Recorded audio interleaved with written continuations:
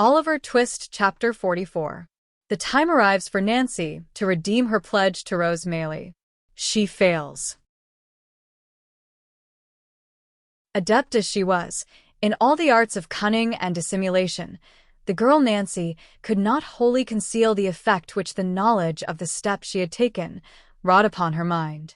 She remembered that both the crafty Jew and the brutal Sikes had confided to her schemes, which had been hidden from all others, in the full confidence that she was trustworthy and beyond the reach of their suspicion. Vile as those schemes were, desperate as were their originators, and bitter as were her feelings towards Fagin, who had led her, step by step, deeper and deeper down into an abyss of crime and misery, whence was no escape, still, there were times when, even towards him, she felt some relenting, lest her disclosure should bring him within the iron grasp he had so long eluded, and he should fall at last, richly as he merited such a fate, by her hand. But these were the mere wanderings of a mind unable wholly to detach itself from old companions and associations, though enabled to fix itself steadily on one object, and resolved not to be turned aside by any consideration. Her fears for Sikes would have been more powerful inducements to recoil while there was yet time, but she had stipulated that her secret should be rigidly kept. She had dropped no clue which could lead to his discovery. She had refused, even for his sake, a refuge from all the guilt and wretchedness that encompasses her, and what more could she do? She was resolved.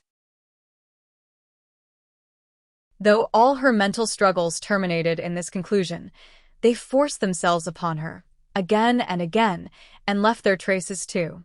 She grew pale and thin, even within a few days. At times, she took no heed of what was passing before her, or no part in conversations where once she would have been the loudest. At other times, she laughed without merriment, and was noisy without a moment afterwards. She sat silent and dejected, brooding with her head upon her hands, while the very effort by which she roused herself told, more forcibly than even these indications, that she was ill at ease, and that her thoughts were occupied with matters very different and distant from those in the course of discussion by her companions. It was Sunday night, and the bell of the nearest church struck the hour. Sikes and the Jew were talking, but they paused to listen. The girl looked up from the low seat on which she crouched, and listened too. 11. An hour this side of midnight, said Sikes, raising the blind to look out and returning to his seat. Dark and heavy it is too. A good night for business, this. Ah, repliait Fagin. What a pity, Bill, my dear, that there's none quite ready to be done. You're right for once, replied Sikes gruffly. It is a pity, for I'm in the humor too. Fagin sighed, and shook his head despondingly. We must make up for lost time when we've got things into a good train. That's all I know, said Sikes. That's the way to talk, my dear, replied Fagin, venturing to pat him on the shoulder. It does me good to hear you. Does you good, does it? Cried Sikes. Well, so be it. Ah, ha. Huh, laughed Fagin, as if he were relieved by even this concession. You're like yourself tonight, Bill. Quite like yourself. I don't feel like myself when you lay that withered old claw on my shoulder, so take it away, said Sikes, casting off the Jew's hand. It make you nervous, Bill. Reminds you of being nabbed, does it? Said Fagin, determined not to be offended. Reminds me of being nabbed by the devil, returned Sikes. There never was another man with such a face as yours, unless it was your father, and I suppose he is singeing his grizzled red beard by this time, unless you came straight from the old, and without any father at all betwixt you, which I shouldn't wonder at a bit. Fagin offered no reply to this compliment, but, pulling Sikes by the sleeve, pointed his finger towards Nancy, who had taken advantage of the foregoing conversation to put on her bonnet, and was now leaving the room. Hallo, cried Sikes. Nance. Where's the gal going to at this time of night? Not far. What answers that? Retorted Sikes. Do you hear me? I don't know where, replied the girl. Then I do, said Sikes, more in the spirit of obstinacy than because he had any real objection to the girl going where she listed. Nowhere. Sit down. I'm not well. I told you that before, rejoined the girl. I want a breath of air. Put your head out of the winder, replied Sykes. There's not enough there, said the girl. I want it in the street. Then you won't have it, replied Sykes. With which assurance he rose, locked the door, took the key out, and pulling her bonnet from her head, flung it up to the top of an old press. There, said the robber. Now stop quietly where you are, will you? It's not such a matter as a bonnet would keep me, said the girl, turning very pale. What do you mean, Bill? Do you know what you're doing? Know what I'm— Oh, cried Sykes, turning to Fagin. She's out of her senses, you know, or she daren't talk to me in that way. You'll drive me on the something desperate, muttered the girl, placing both hands upon her breast, as though to keep down by force some violent outbreak. Let me go, will you? This minute, this instant. No, said Sykes. Tell him to let me go, Fagin. He had better. It'll be better for him. Do you hear me? Cried Nancy, stamping her foot upon the ground. Hear you, repeated Sykes, turning round in his chair to confront her. Aye. And if I hear you for half a minute longer, the dog shall have such a grip on your throat as'll tear some of that screaming voice out. What has come over you, you jade? What is it? Let me go, said the girl with great earnestness. Then, sitting herself down on the floor before the door, she said, Bill, let me go. You don't know what you are doing. You don't, indeed. For only 1 hour, do. Cut my limbs off one by one, cried Sykes, seizing her roughly by the arm. If I don't think the gal's stark raving mad. Get up. Not till you let me go. Not till you let me go, never, never, screamed the girl. Sykes looked on, for a minute, watching his opportunity, and suddenly pinioning her hands dragged her, struggling and wrestling with him by the way, into a small room adjoining, where he sat himself on a bench, and, thrusting her into a chair, held her down by force. She struggled and implored by turns until 12 o'clock had struck, and then, wearied and exhausted, ceased to contest the point any further. With a caution, backed by many oaths, to make no more efforts to go out that night, Sykes left her to recover at leisure and rejoined Fagin. Phew, said the housebreaker, wiping the perspiration from his face. What a precious strange gal that is. You may say that, Bill, replied Fagin thoughtfully. You may say that. What did she take it into her head to go out tonight for, do you think? Asked Sykes. Come, you should know her better than me. What does it mean? Obstinacy. Woman's obstinacy, I suppose, my dear. Well, I suppose it is, growled Sykes. I thought I had tamed her, but she's as bad as ever.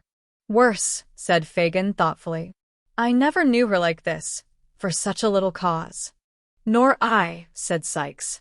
I think she's got a touch of that fever in her blood yet, and it won't come out, like enough. I'll let her a little blood, without troubling the doctor, if she's took that way again, said Sykes. Fagin nodded an expressive approval of this mode of treatment. She was hanging about me all day and night too, when I was stretched on my back, and you, like a black-heart wolf as you are, kept yourself aloof, said Sykes. We was poor too, all the time, and I think, one way or other, it's worried and fretted her, and that being shut up here so long has made her restless. That's it, my dear, replied the Jew in a whisper. Hush. As he uttered these words, the girl herself appeared and resumed her former seat. Her eyes were swollen and red. She rocked herself to and fro, tossed her head, and, after a little time, burst out laughing. Why, now she's on the other tack, exclaimed Sykes, turning a look of excessive surprise on his companion. Fagin nodded to him to take no further notice just then, and, in a few minutes, the girl subsided into her accustomed demeanor. Whispering Sykes that there was no fear of her relapsing, Fagin took up his hat and bade him good night. He paused when he reached the room door, and looking round, asked if somebody would light him down the dark stairs. Light him down, said Sykes, who was filling his pipe. It's a pity he should break his neck himself and disappoint the sightseers. Show him a light.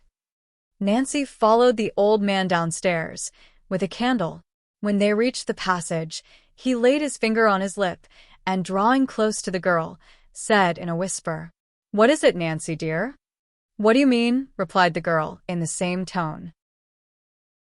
The reason of all this, replied Fagin. If he pointed with his skinny forefinger up the stairs, is so hard with you, he's a brute, Nance a brute beast, why don't you? Well, said the girl, as Fagin paused, with his mouth almost touching her ear, and his eyes looking into hers. No matter just now. We'll talk of this again. You have a friend in me, Nance, a staunch friend. I have the means at hand, quiet and close.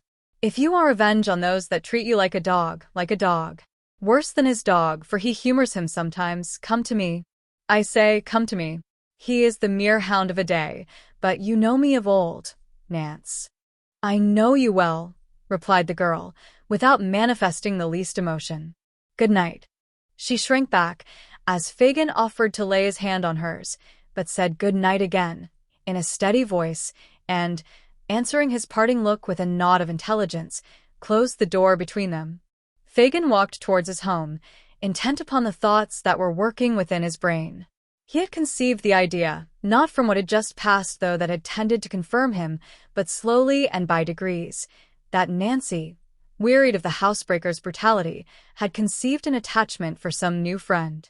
Her altered manner, her repeated absences from home alone, her comparative indifference to the interests of the gang for which she had once been so zealous, and, added to these, her desperate impatience to leave home that night at a particular hour, all favored the supposition and rendered it, to him at least, almost matter of certainty. The object of this new liking was not among his myrmidons.